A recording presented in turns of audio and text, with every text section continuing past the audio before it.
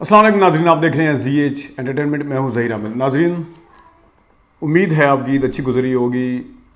रिश्तेदार आ भी रहे होंगे और आप लोग जा भी रहे होंगे कहीं ना कहीं, और कहीं ना कहीं सैर व तफरी का भी प्लान होगा, लेकिन कहीं ना कहीं आपका फ़िल्म देखने का भी प्लान होगा, क्योंकि इस दफ़ा फिल्में भी अच्छी खासी आई हैं और भरपूर चॉइस है देखने वालों के लिए। जो सबसे पहली फ़िल्म हम जिसका रिव्यू लेके आए हैं, हमने प्रीवियस वीडियो में ईद की पर आने वाली सारी फिल्मों की डिटेल आपको बता दी थी। उस फिल्म का नाम है घबराना नहीं।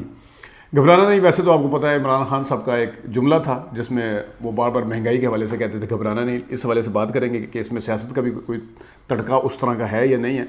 स्टोरी के हवाले से भी बात करेंगे, उसकी डायरेक्शन, उसकी अदाकारी और क्या था माहौल। सबसे पहले आ जाते हैं जो रश था सिनेमा के ऊपर। रश बिल्कुल जिस सिनेमा के ऊपर हमने फिल्म देखी वहाँ पे अमूमन लोग इतने ज़्यादा अभी आते नहीं हैं, क्योंकि नया सिनेमा है। नया तो नहीं है लेकिन उस तरह से नहीं है जिस तरह सिनेपैक्स वगैरह बाकी हैं, लेकिन बहरहाल वहाँ पे रश था और बड़ा रीज़नेबल नंबर था वहाँ पे। और हालांकि जो शो था वो कोई इतना ज़्यादा शाम का नहीं था, लेकिन इसके बावजूद रश था। और उसकी ख़ास बात वो थी कि हमारे दोस्त जो कराची में कभी किसी ज़माने में रहे हैं वहाँ पे हमें मिले और उन्होंने हमें कहा कि आप ज़हीर हैं। मैंने कहा जी बिल्कुल। तो उन्होंने फ़ीडबैक दिया, तो मुझे याद आया कि इमरान साहब जो हैं हमारे, वो रेगुलर तबसरे करते हैं। उन्हें मिल के हमें यकीन जानिए इतनी खुशी हुई वहाँ पे, और अचानक देख के उन्होंने फ़ीडबैक भी दिया और उन्होंने अपना बताया भी कि वो क्या करते हैं, कराची में क्या करते थे, आजकल वो पिंडी इस्लामाबाद में रहते हैं। ये तो ख़ास बात थी घबराना नहीं के सिनेमा के माहौल के हवाले से। ड्यूरिंग द फिल्म जो था वो बड़े मतलब आराम के साथ देखा गया। कोई शोर शराबा या जिस तरह का कोई रद्दमल बहुत ज़्यादा एक्साइटमेंट का या बहुत ज़्यादा कोई डिसअपॉइंटमेंट का रद्दमल देखने में नहीं आया, जो एक पहली निशानी होती है इस चीज़ की कि फ़िल्म जो है वो ठीक है। कोई बहुत ज़्यादा ठीक है या बहुत ज़्यादा नहीं है, ये हम आपको बता देते हैं। घबराना नहीं फिल्म जो है बुनियादी तौर पर देखने में ऐसे लगता है कि जैसे ये कॉमेडी, फुल कॉमेडी फिल्म होगी, लेकिन ये फुल कॉमेडी फिल्म नहीं है। लेकिन इसके अंदर कॉमेडी का अंसर मौजूद है। और कॉमेडी किस किस ने की ये हम आपको भी बताते हैं, लेकिन इसकी जो स्टोरी है वो मोहसिन अली ने और ख़ुद साकिब खान ने लिखी है। साकिब खान इस फिल्म के डायरेक्टर भी हैं और इसके अलावा उनकी 2 फिल्में और भी आ रही हैं।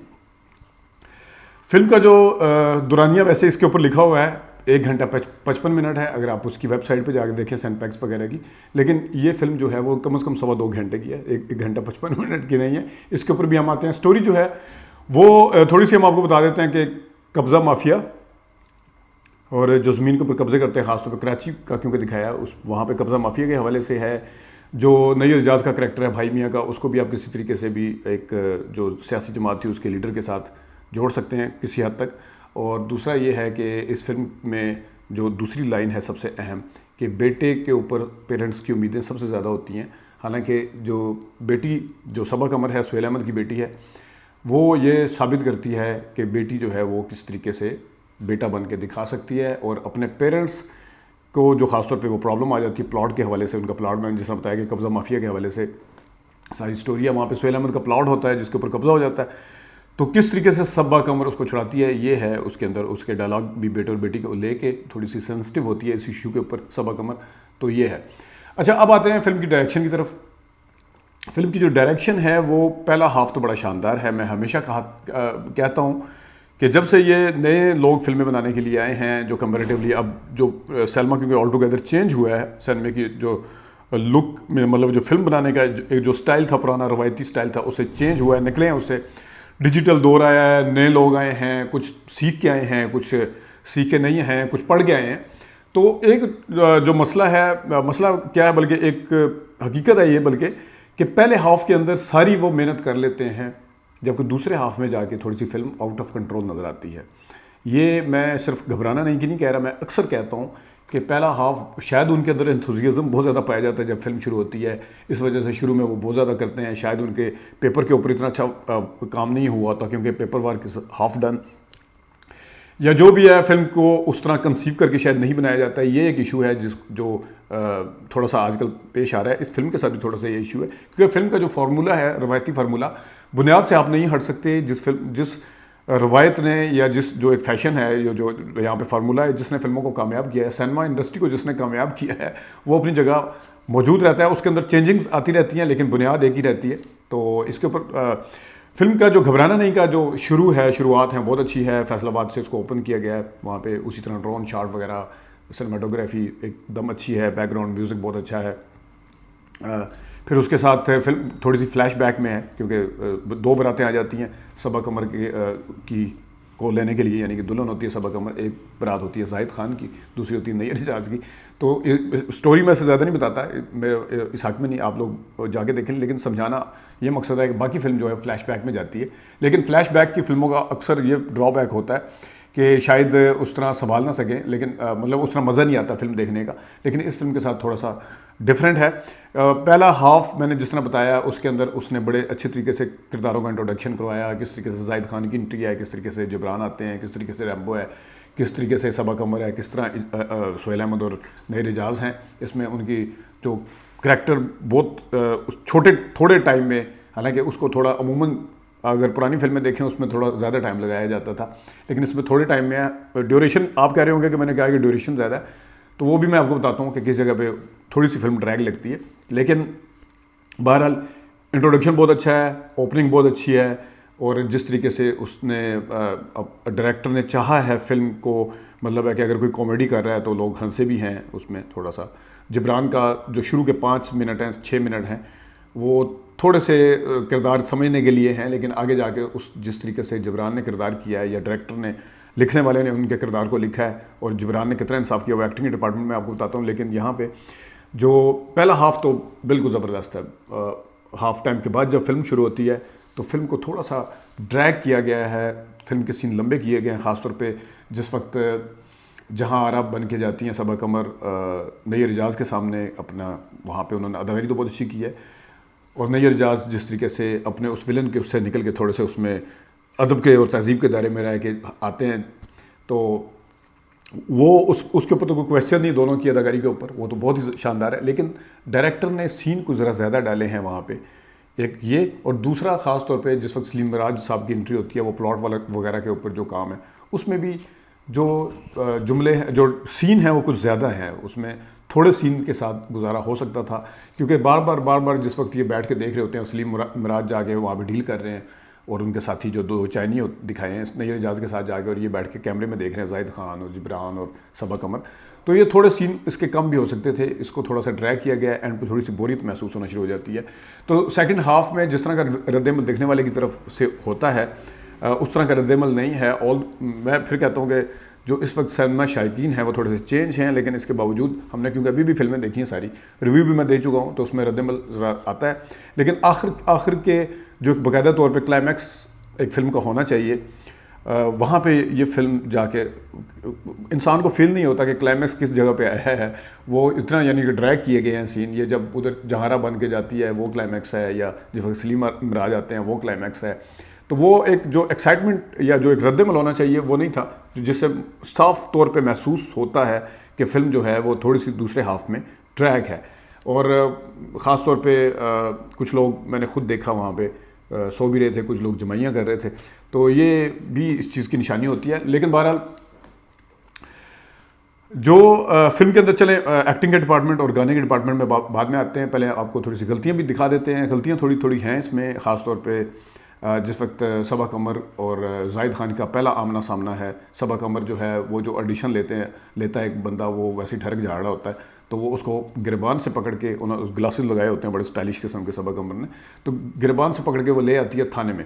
थाने की जो एंट्री का पॉइंट है वो कुछ इस तरह है कि ये सामने पूरा कॉरिडोर है जहाँ से सबा कमर आ रही है, ये आगे जाके जाहिद खान का जो थानेदार है जो उसका दरवाज़ा बना हुआ है, इसके इस तरफ जाके सिटिंग टेबल है, उसके सामने चेयर्स लगी हुई हैं।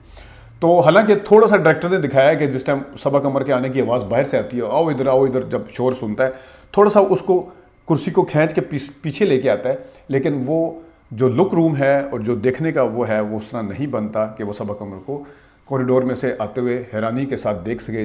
जिस तरह उसकी एंट्री है, जो एक डिस्टेंस और जो उसकी एंगल है वो उस तरह का प्रॉपर नहीं है कि जिससे सिर्फ 1 फुट या 1.5 फुट की कुर्सी को खिसकाया जाए तो आप उसको आसानी से देख सकते हैं। बाकी क्योंकि सीन उस कमरे में काफ़ी ज़्यादा हैं तो आप महसूस कर सकते हैं कि जिस जगह चेयर सामने बैठने वाले की लगी हुई है और जिस जगह उस ऑफिसर की लगी हुई है, पीछे कायद-ए-आज़म की पिक्चर है, तो वो सामने उस तरह इतना नहीं नज़र आता कि आप उसको आने वाले को देखें, अनलेस आप कम से कम 3 मीटर या 2 मीटर की कुर्सी उस तरफ लेके जाएं, जो बाद में दूसरे हाफ में दिखाया भी है कि दूसरे हाफ में जब वो कुर्सी लेके जाता है देखने के लिए किसी को, यूँ बहुत अच्छा खासा पूरी ज़्यादा लेके जाता है। तो ये एक इसके अंदर थोड़ा सा ड्रॉप है कि छोटे हैं, लेकिन सीन को समझाना और जो है ये देखना चाहिए, डायरेक्टर को एक एक चीज़ देखनी चाहिए। दूसरा एक और है, जब एक कॉन्टीन्यूटी है जिसमें जबरान को बाबर चाय पिलाते हैं, जिस वक्त जबरान जो है वो रैम्बो के साथ बैठ के गाड़ी में जाते हैं, और जो सबा कमर है, हालांकि जबरान और सबा कमर दोनों एक कज़न होते हैं लेकिन वो अलग अलग गाड़ियों में जाते हैं, वो जाहिद खान के साथ जाती है सबा कमर। तो जो सबा कमर का सीन है वहाँ गाड़ी का जो आउटलुक है, यानी गाड़ी चलती हुई जा रही है, बाहर का सीन जो है वो शाम का है, रात का है, लेकिन जिस वक्त निकलते हैं वो दिन का टाइम होता है। लेकिन सेम इसी तरह रैम्बो और इनका जो अंदर का सीन है जबरान का, उसी टाइम गाड़ी दूसरी गाड़ी में एट द सेम टाइम दोनों गाड़ियाँ जा रही हैं, दूसरी गाड़ी में वो बाहर का जो सीन है वो दिन का है। एक ये भी थोड़ा सा इशू था, थोड़ा सा ये भी था, वो जो उंगली कटती है वो खैर नोटिस करने वाले नोटिस करते हैं कि जिस बंदे की भाई मियाँ उंगली काट देते हैं, उस बंदे को जब दोबारा बताते हैं कि एडवोकेट नासिर जो है उसका क्या किरदार होता है, तो अपनी पूरी उंगलियों के साथ वहाँ पर होता है। हालाँकि जाहिद खान का वो जो फ्लैशबैक वाला सीन है वो पहले है, जो बाद में ये बताता है कि वो क्या क्या करता है नासिर एडवोकेट, किस किस तरीके से प्लॉट पे कब्जे करके भाई मियाँ को देता है, तो वो उसकी उंगलियाँ भी पूरी होती हैं, उसमें कोई और इस तरह की कोई चीज़ नहीं होती। अब अदाकारी का जो डिपार्टमेंट है वो बहुत ज़्यादा अहम है। अदाकारी का डिपार्टमेंट में नो डाउट सबा कमर की काफ़ी दिन के बाद फिल्म आई है, मतलब लाहौर से वो जो था पहले इंडिया में क्योंकि काम करके आई हैं, तो सबा कमर ने भरपूर तरीके से काम किया है फिल्म के अंदर, और बहुत ज़बरदस्त तरीके से उन्होंने उनकी जो हर किस्म की संजीदा अदाकारी है वो भी है, जो थोड़ा सा बीच में आइटम सॉन्ग का टच है उसमें भी भरपूर तरीके से छाई, जहाँ जहाँ कॉमेडी है उसमें भी उनकी एंटिसिपेशन बहुत अच्छी है, खुद उनकी अपनी एक्टिंग बहुत ज़बरदस्त है। एक जगह थोड़ा सा महसूस होता है क्योंकि शुरू में एक लड़की है जो सेल्फियाँ ले रही है, दिखा रही है, उसका जो इंट्रोडक्शन है इस तरह का, लेकिन जिस टाइम बेटे को और बेटी को लेके वो डायलॉग बोलती हैं, नो डाउट वो डायरेक्टर दिखाता है कि ये टची है इस चीज़ को लेके कि बेटे को ज़्यादा अहमियत दी जाती है, बेटी को कम या उससे कम उम्मीदें होती हैं। उस एक सीन में जहाँ पे सुहेल अहमद साहब के साथ उन्होंने एक्टिंग की है कि बेटा तो आप तो प्लॉट जिस टाइम वो दे के आ जाते हैं, उस टाइम थोड़ा सा ओवर नज़र आई हैं, सीन से निकलती हुई नज़र आई हैं, क्योंकि बहुत ज़्यादा वो रोना या गुस्सा करना शुरू होगी जिस तरीके की लड़की दिखाई है उसमें। बाकी ओवरऑल ये फील होता है कि हर डायरेक्टर को देखना चाहिए था, लेकिन बाकी जगह पे जो सबा कमर ने ऐसे जहाँ आ रहा वहाँ पर एंट्री दी है, जो नईर एजाज का सामना किया, फिर जो जबरान के साथ सीन है उनके, और फिर जो खुद जाहिद खान जो हीरो है उसके साथ जो सीन है वो बहुत ज़बरदस्त हैं। और ख़ास तौर पे जिस वक्त ये थाने में पुलिस स्टेशन में होती हैं, उन्हें फ़ील होता है कि ये शायद मुझे चीट कर गया इंस्पेक्टर, जिससे मैंने उम्मीदें लगाई हुई थी, ये मुझे इस्तेमाल कर गया। उस वक्त सबा कमर ने बहुत ही शानदार अदाकारी की है, और ये मैं इसको कोइंसिडेंस ही कहूँगा कि जिस वक्त वो अपने लिप्स के साथ डायलॉग सुन के कि तुमने मुझे चीट किया, उसके बाद वो रुकती हैं, उनका रद्द-ए-अमल है, फिर वो दांतों के नीचे उस तरह लिप्स दबाती हैं, तो मुझे थोड़ा सा शाहरुख खान का कमाल, मुझे जिस तरह की फीलिंग होती है मैं उस तरह बता देता हूँ। कोई किसी को अच्छा लगे, किसी को बुरा लगे, मैं जिस तरीके से देखता हूँ, ख़ास तौर पे माहिरा खान ने तो क्योंकि काम भी किया हुआ शाहरुख खान साहब के साथ, इन्होंने तो इरफान खान के साथ काम किया था, लेकिन बहरहाल ये चीज़ जो थी ये शाहरुख खान ही इंट्रोडक्शन लेके आए हैं, पायनियर हैं इस चीज़ में जो मैं आपको बता रहा हूँ। नो डाउट कि उनके ऊपर छाप है, और जो किसी हद तक ठीक भी है कि वो दिलीप कुमार को कॉपी करते हैं, लेकिन कुछ चीज़ों में शाहरुख खान जो है वो पायनियर हैं, जिसको दुनिया भर में फिर कॉपी किया गया। अच्छा, फिर जो सबा कमर के बाद में ये वाला सीन है, फिर वो जो गाना है, बाद बारिश हो रही होती है जब बाहर निकलते हैं, ये गाना इश्क ने की सताया, पता नहीं किस तरह, वो दर्द ने की सताया, मैं बताता हूँ, गानों के ऊपर आऊँगा। तो इसमें सबा कमर ने एंड तक पूरी फिल्म के अंदर बहुत अच्छी अदाकारी की है। दूसरे नंबर पर आते हैं जाहिद खान की तरफ। जाहिद खान जो है उनकी पहली एंट्री है, पहले टीवी पे आते हैं। जाहिद खान की बॉडी लैंग्वेज, फुटवर्क वो प्योर फिल्मों के हीरो वाला है, उसमें आपको टीवी की झलक शायद कम नज़र आती है, लेकिन उनकी जो है और फेस एक्सप्रेशन भी उन्होंने भरपूर तरीके से फिल्मों के उस पर हैं। फिल्मों में थोड़ी सी जो टीवी के मुकाबले में अदाकारी होती है, वो फिल्मों में थोड़ी सी बनावट नज़र आनी चाहिए, बहुत ज़्यादा हकीकत का रंग नहीं होना चाहिए। मैं शायद किसी अदाकार का मुझे याद आ जाएगा भी, किसी अदाकार को, किसी बहुत सीनियर अदाकार थे, उसको सीनियर हदायतकार ने कहा था इंडिया में, शायद या पाकिस्तान में, मेरे ख्याल में इंडिया में, कि आप थोड़ी ओरिजिनल, इतनी ओरिजिनल ना करें, थोड़ी सी एक्टिंग नज़र आनी चाहिए। तो फिल्म के अंदर ये इशू है। इसी वजह से टीवी के जो अदाकार हैं जो हकीकत का रंग भरने के लिए थोड़ा धीमे लहजे में बात करते हैं या डायलॉग बोलते हैं, उनको फिर फिल्मों में आगे थोड़ा प्रॉब्लम आता है। लेकिन जाहिद खान, जिस तरह मैंने जुनैद खान का कहे दिल जिगर में बताया था, जाहिद खान जो है फिल्म का मटीरियल है, उनको अगर लेके जाया जाए फिल्म के लिए, फिल्म के हवाले से कामयाब हो सकते हैं। एक छोटी सी चीज़ मैं यहाँ पे ऐड करता चलूँ, ये नेगेटिव नहीं है, आप इसको नेगेटिव ना लीजिएगा। जाहिद खान जो है वो बना के बोलते हैं, जैसा मैंने कहा बनावट होनी चाहिए, लेकिन उस बनावट में शायद कहीं कहीं आपको अमिताभ बच्चन की, या शायद कहीं कहीं शाहरुख खान की, या शायद कहीं कहीं इवन सुनील शेट्टी की झलक भी नज़र आती है। उसके उनकी डायलॉग आवाज़ बहुत अच्छी है उनकी, लेकिन उसको जिस तरीके से यूज़ करते हैं तो वो नॉर्मल सीन भी बाज़ दफ़ा इस तरह कह के, हाँ ठीक है, मैं देखना ये खुद को माशाल्लाह लग गया है दिल पे माशाल्लाह, तो वो थोड़ा सा इस तरह बनावट करके जो करते हैं वो अच्छे लग रहे हैं स्क्रीन के ऊपर। लेकिन मुझे ये फील आती है जिस तरह किसी को कॉपी करने की कोशिश कर रहे हैं। हो सकता है उनका अपना स्टाइल हो, लेकिन ओवरऑल उन्होंने ठीक अदा करी। अब आते हैं जनाब जिब्रान की तरफ, जो देखने में सेकंड लीड रोल में है, किरदार के हिसाब से शायद सेकंड में, क्योंकि उमूमी तौर पे जिसके साथ हीरोइन होती है वही हीरो होता है, लेकिन इसमें क्योंकि कज़न है सबा कमर का और इनका सीन भी आपस में ज़्यादा है, इनके फिर रैम्बो के साथ बहुत ज़्यादा सीन है जिब्रान के। जिब्रान ने सरप्राइजिंगली बड़ा हैरान किया है उसमें।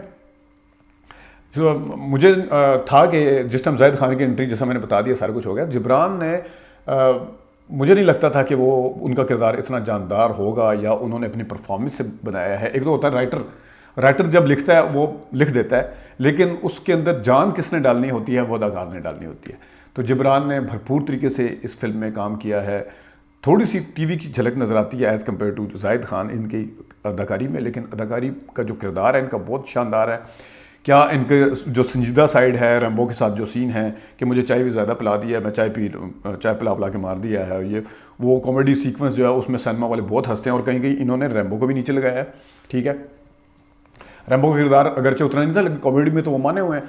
तो इनकी इसमें राइटर को भी आप लाजमी क्रेडिट दें, जिन्होंने सिचुएशन कॉमेडी में राइटर को और डायरेक्टर को क्रेडिट दिया जाना चाहिए अदाकारी के साथ साथ, लेकिन अदाकार का भी बनता है। उनकी टाइमिंग इतनी शानदार थी जिब्रान की कि बहुत ज़बरदस्त तरीके से उन्होंने किया रैम्बो को। और मैं आपको बताऊं कि किसी किसी जगह पे उन्होंने जाहिद खान को भी नीचे लगाया है, और नीचे लगाया मीन के मेरा ये कहने का मतलब नहीं कि जिस तरह बुशा अंसारी ने एक दफ़ा हमारे कहा था कि कल्चर उस जगह पे है जहाँ पे मुकाबले किए जाते हैं, लेकिन बहरहाल स्क्रीन के ऊपर मुकाबला किया जाता है, आप उसको माने या ना माने। तो उन्होंने अपनी संजीदा अदाकारी भी उन्होंने की है। उन्होंने जिस वक्त वो सबा कमर वहाँ से डिसअपॉइंट हो गया, जब कहते मैं ढूंढूंगा, मैं करूँगा, फिर वो पैसे लगाते हैं 5 लाख और फिर 5 लाख उसके पीछे उनके डायलॉग, जो संजीदा डायलॉग हैं वो भी अच्छे हैं। फिर वो जो टर्न लेते हैं, फिर जो जेलसी का आंसर पाया जाता है जो फिल्म के अंदर कि जाहिद खान की तरफ ये हीरोइन क्यों अट्रैक्ट हो रही है, सबा कमर मतलब है, तो क्योंकि ये भी उनके साथ करते हैं।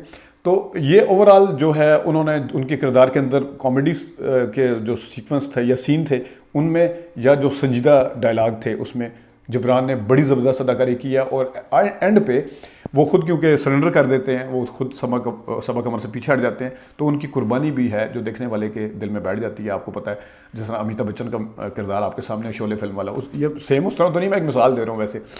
तो शोले में जिस तरह वो धर्मेंद्र को नीचे लगा गए थे एंड पे कि वो जिस टाइम मरते हैं अमिताभ बच्चन, तो इसमें मरना तो नहीं है लेकिन एक कुर्बानी दी जाती है। तो इसमें जिब्रान ने बहुत अच्छी अदाकारी की है, उसमें मुझे उम्मीद नहीं थी। और सबा कमर का भी उन्होंने 2 किरदारों का तो किया, सबा कमर का भी डट के मुकाबला किया। सबा कमर भी मानी हुई अदाकार है, तो मेल फीमेल की भी आपस की जो केमिस्ट्री होती है उसको भी ज़रा देखा जाता है।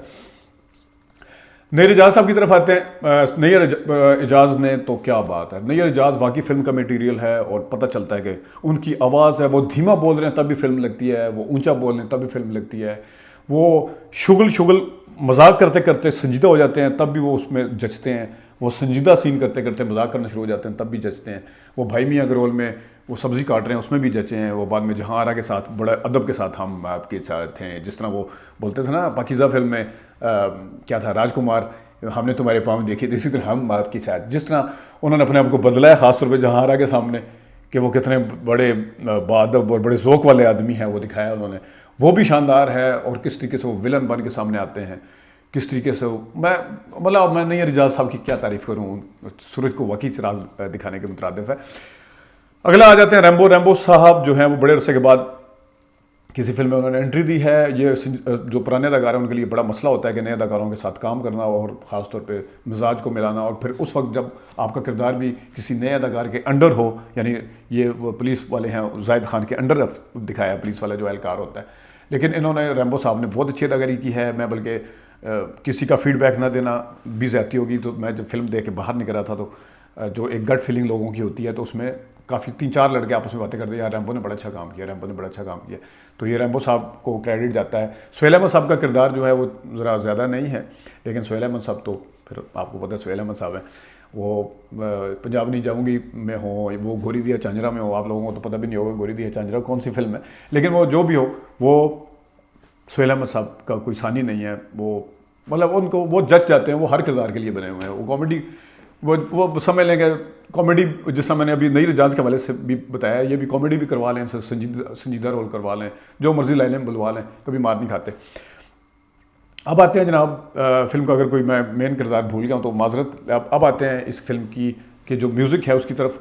म्यूज़िक में एक नो घबराना नहीं, वो घबराना नहीं, तो उसमें हाँ मैं एक चीज़ यहाँ पे म्यूज़िक पे जाने से पहले सियासत का, मैं क्योंकि इमरान खान का डायलॉग था घबराना नहीं, इसमें उस तरह से एक तो भाई मियाँ का ये चाइना कटिंग और वो वाला सियासत का चलें, वो जिस तरीके से भी स्टोरी मैंने आपको थोड़ी सी बताई है, लेकिन ओवरऑल घबराना नहीं में एक जगह फील होता है कि वो बताते हैं कि कौन सा साल था वो जब ये सारा कुछ हुआ, कहते हैं 1992। अब 1992 वर्ल्ड कप के जीतने के हवाले से भी है, तो वो जाहिद खान जो हीरो, वो पता नहीं किस चीज़ को जहन में रख के देखने वालों को तो हल्का सा वो जुमला पहुँचता, हाँ 92 तो है ही मनूस था साल। ये थोड़ा सा जुमनी जुमला था सियासत के हवाले से देखा जाए। और एक और जुमला था आगे जाके कि ये लोग तो फिर बाहर चले जाते हैं, कहता हाँ प्लेटलेट्स, जैसा नवाज शरीफ सब बाहर गए, प्लेटलेट्स कम करवा के बाहर जाया जा सकता है, इसमें कोई मसला नहीं है। तो दो चीज़ें थी। अच्छा अब आते हैं म्यूज़िक की तरफ। म्यूज़िक में अगर घबराना नहीं, अली ज़फ़र साहब का गाना है, ये उसमें लगा होता है, मतलब है जिस वक्त वर्क वो दिखाते हैं पूरा काम कर रहे होते हैं बाद में, जो यूट्यूब के ऊपर तो आपको फिल्म के सारे वो नज़र आते हैं, ट्रेलर के साथ साथ घबराना नहीं में सारे सीन है, लेकिन ये और अली ज़फ़र ने गाया भी सिचुएशन के हिसाब से, वो गाना उसमें फिट भी बहुत अच्छा बैठा है, इन्होंने गाया बहुत अच्छा अली ज़फ़र साहब ने।